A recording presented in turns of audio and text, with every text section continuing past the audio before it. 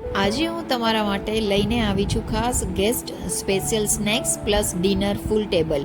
અહીં એક જ ટેબલ પર તમને જોઈ શકો છો કે 4-5 જાતની અલગ અલગ વેરાયટી મેં ખાસ અમારા ગેસ્ટ માટે તૈયાર કરી છે.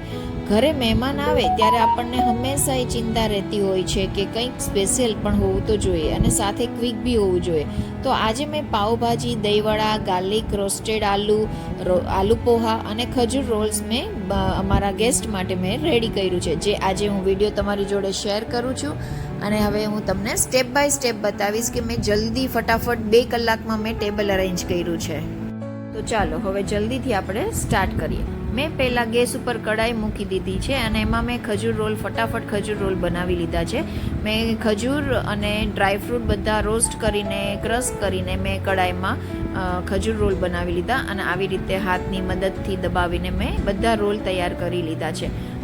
હવે બીજી બાજુ મેં પાવભાજી બનાવવા માટે કુકર ગેસ પર ચડાવી દીધું છે અને કુકરમાં બટર અને તેલ એડ કર્યું છે. 2 મીડિયમ સાઇઝની કટ કરેલી ડુંગળી એડ કરી દીધી છે અને હવે આપણે ટમેટા એડ કરી દઈશું અને 1 ચમચી આદુ મરચાંની પેસ્ટ આપણે એડ કરી દઈશું અને થોડીક વાર માટે સાતળીને બધા બેઝિક મસાલા એડ કરશું. હિંગ એડ કરી છે, લાલ મરચું પાવડર, ધાણા જીરું પાવડર, હળદર, મીઠું એડ કરીને આપણે થોડીક વાર સાતળીને બધા વેજીટેબલ્સ કટ કરી લીધા છે એ બધા કુકરમાં એડ કરી દઈશું અને 2 ચમચી જેવું મેં પાવભાજી મસાલો એડ કર્યો છે. હવે આપણે બીજી સાઈડ મેં અડદની દાળ પલાળી દીધી હતી, 2 કલાક જેવી પલાળી છે. મેં અડદની દાળને ક્રશ કરીને મેં વડા બનાવી લીધા છે અને સીધા પાણીમાં એડ કરી દીધા છે.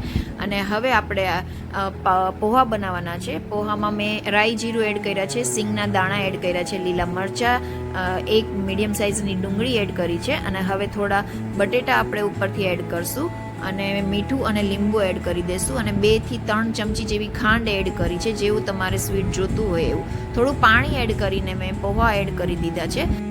ગુજરાતી સ્ટાઇલના પૌવા રેડી છે. એક તપેલીમાં મેં બટેટા, મીડિયમ સાઇઝના બટેટા બાફવા રાખી દીધા છે. એકદમ બાફવાના નથી, થોડા ક્રન્ચી રહે એ રીતે રાખવાના છે. હવે કઢાઈમાં મેં બટર લીધું છે અને 1 ચમચી મેં લસણની પેસ્ટ એડ કરી દીધી છે. તરત જ આપણે બટેટા એડ કરી દઈશું. થોડીક વાર રોસ્ટ કરીને આપણે હવે પ્લેટમાં સર્વ કરશું. તો મિત્રો, આ રીતે તમે પણ મહેમાન માટે એક જ ટેબલ પર ઘણી બધી વેરાયટી તૈયાર કરી શકો છો. વિડીયો ગમ્યો હોય તો જરૂર લાઇક, શેર અને સબસ્ક્રાઈબ કરજો આશાશક્તિ રસોઈ ચેનલને અને કમેન્ટમાં મને જરૂર જણાવજો કે તમને આ ફૂલ ટેબલમાંથી કઈ ડિશ વધારે. મળીએ નવા વિડીયોમાં. ત્યાં સુધી enjoy your food and spread happiness. Thank you.